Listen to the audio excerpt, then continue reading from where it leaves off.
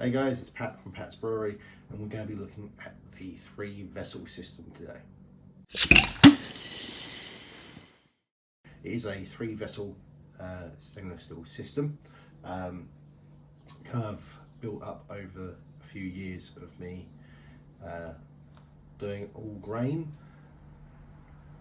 Do I wish that I had started with a 3-vessel system or gone for something simpler?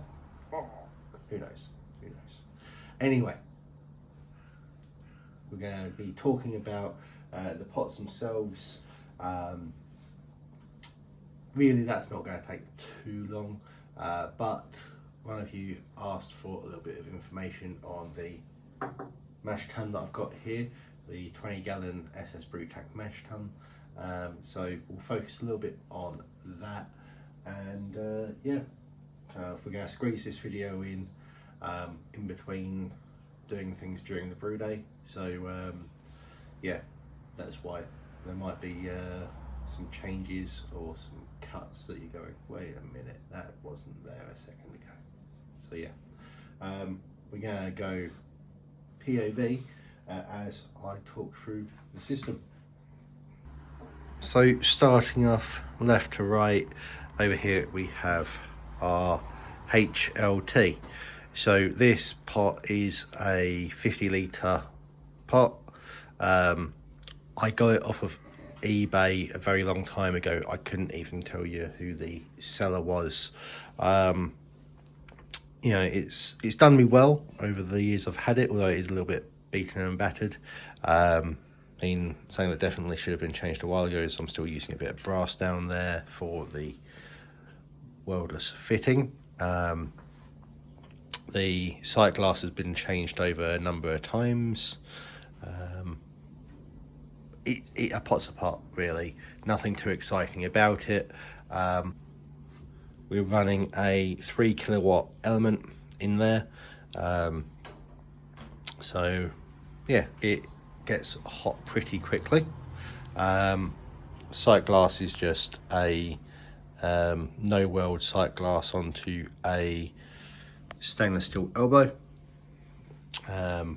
Temperature probe, quite a fairly sizable one. I think it's 12 centimeters, I think, maybe. Nothing really special there.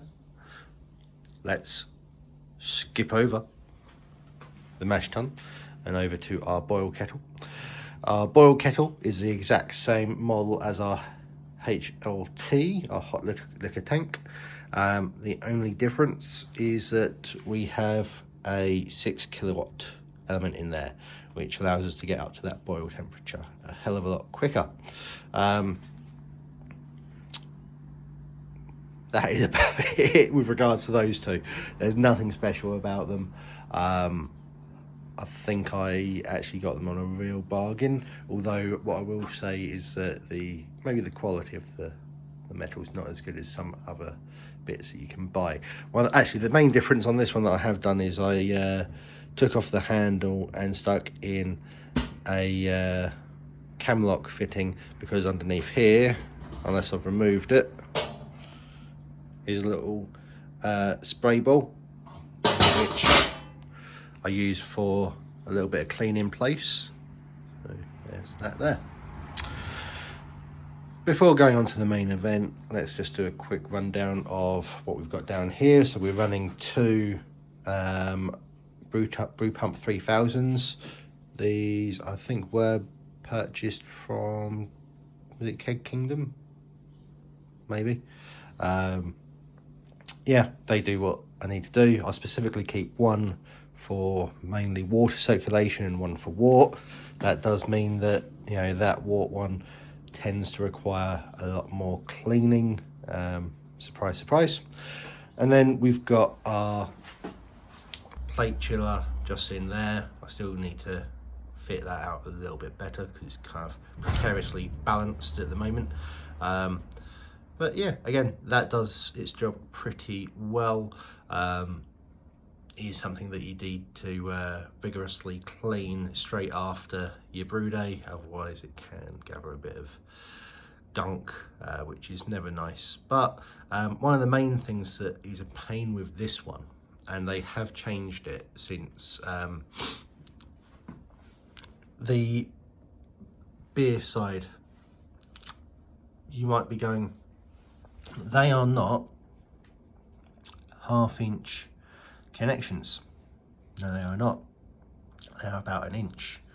And what that means is that all my camlock fittings don't fit, so I've had to rig up this kind of the fittings that it came with was this, then I just put on a bit of silicone hose and then camlocked it together.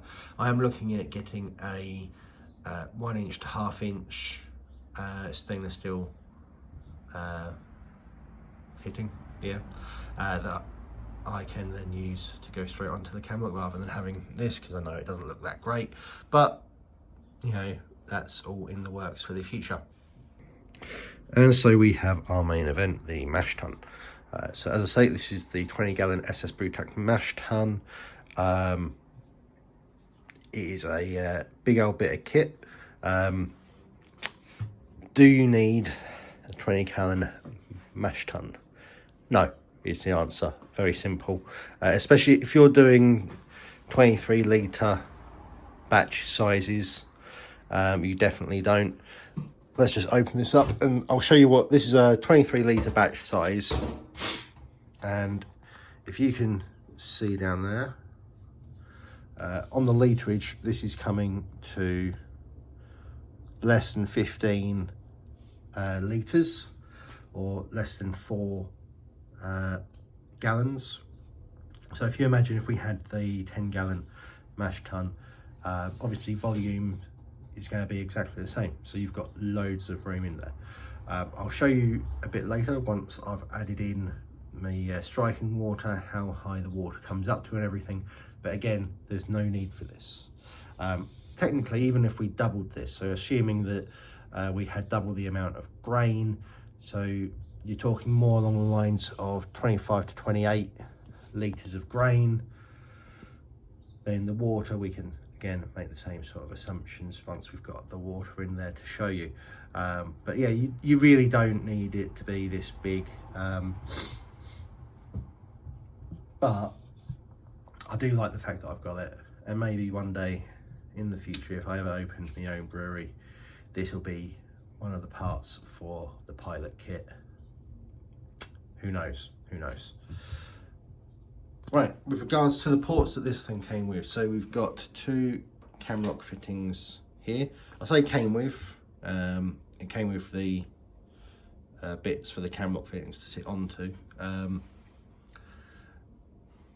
I use a modified SS Brewtech spar arm.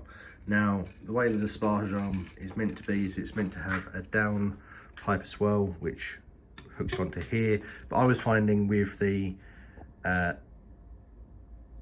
spar arm as it was only coming to about, not quite the middle.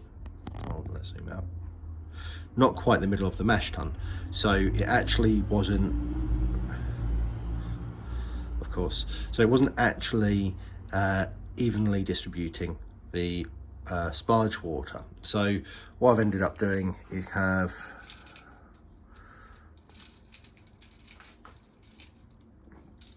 comboing it with a number of other pieces to then get this camlock attachment, which it does pretty well. I'm still not 100% on it. I actually am thinking of maybe going over to the recirculation, what would it be called? Recirculation vessel, recirculation bit of kit that basically sits on top of your grains and then recirculates your wort up through it, and so it more evenly distributes regardless of water flow. So yeah, that's the thinking of what I might go on to, but yeah, that's not too bad. Regarding the outlet, so this is a 3-piece ball valve. I've never taken it apart, to be honest. So does it matter any different from this sort of ball valve? To me, no, because I've never done anything different, but some people it will. What else? So obviously we've got our sight glasses, so they can be something that's a bit of a pain to clean.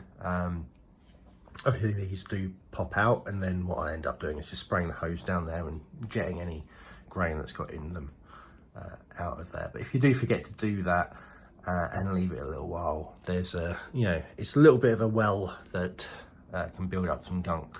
But you know, that's with anything. So I think the next thing is to really show you guys is when we've got our strike water into the mash tun, just to show you the volumes in there. Okay guys, so almost forgot about you. I've just finished the mash and done some recirculation. There's a bit of aeration there, that's why you can see that. Probably ran it a little bit too aggressively. But so the mash, we mashed with 20 litres of water. So you can see that that's brought us up to the 7 gallon mark, probably about 28, no, not 28, about 25 litres on there on the left hand side. So if you imagine that if we had gone for a double batch, what the grains had been just under 4, no, just under 3, I think they were just under about 3 gallons, so that would have pushed it up to 6 if we'd done a double batch. Imagining that we'd done 40 litres instead, so I reckon it would have gone to about 13 gallons or 50 litres. So in my opinion, even for a double batch, you probably only need like a 15 gallon mash tun, in my opinion. So maybe actually for the future, maybe I need to be looking at doing super big batches, you know, if I ever wanted to increase the boil kettle and HLT, which I kind of do. But yeah, so I think the question was, do you need a 20 gallon mash tun? Definitely not. 10 gallon for single batch, 15 for the double, that should do you fine. And that's pretty much about it. Anyway, I've got to get on with my brew day. Right, more important stuff. That is the 3 vessel system, or the 3 vessels of the 3 vessel system. If there's anything else you guys want to know, give us a shout and I'll fit it into a future video. Right.